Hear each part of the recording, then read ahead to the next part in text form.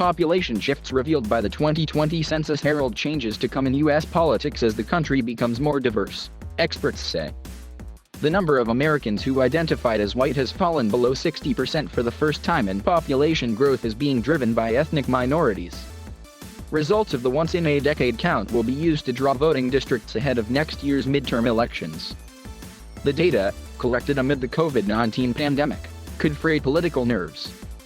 It shows the demographic shift of every neighborhood in the U.S. over the last 10 years.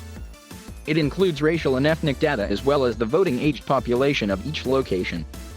The overall population grew by 7.4% over the last decade to reach 331 million. The rate of growth was the slowest since the 1930s.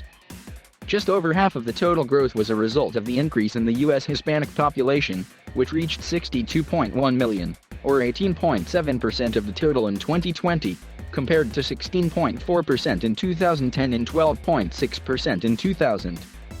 Additionally, the Asian American population swelled by 35% to 24 million, making it the fastest-growing segment of the U.S. population.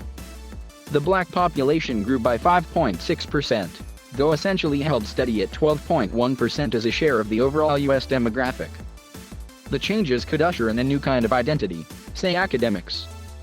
It's going to require new ways of understanding about who's American, says New York University's Ann Morning, the author of The Nature of Race: How Scientists Think and Teach About Human Difference. Those new ways will be felt at the ballot box because information released from the count will be used to redraw congressional voting districts that can help determine who will get elected. The districts can be drawn up by independent groups or by state governments and can thus be heavily influenced by the party in power. Republicans control the efforts in 20 states, and Democrats in 10 states. Elsewhere, the redistricting is done by outside groups. The new districts would go into effect in time for the midterm elections next year.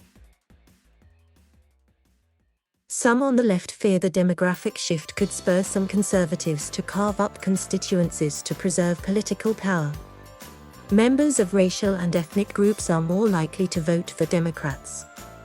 The news that the nation's white population is shrinking, while the black and brown populations continue to grow, is likely to provoke the anti-democratic, racially anxious contingent among state legislatures, said Mark Morial, the head of a civil rights organization, the National Urban League.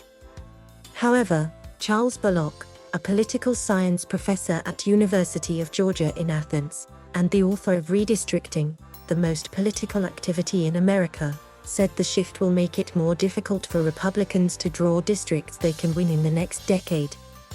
The pandemic led to concerns about the Census Bureau's ability to accurately gather data, potentially leading to undercounts across the country. Census takers and activists had also feared that a controversial plan to include a question about citizenship status floated last year by the Trump administration would discourage some minorities from participating in the count.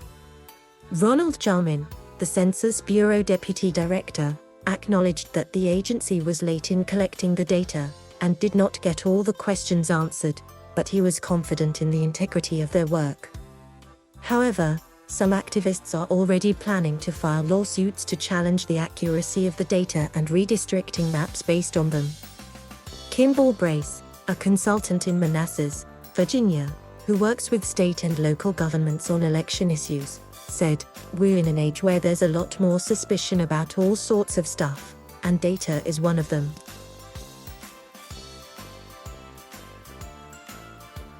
Thank you for watching. Please subscribe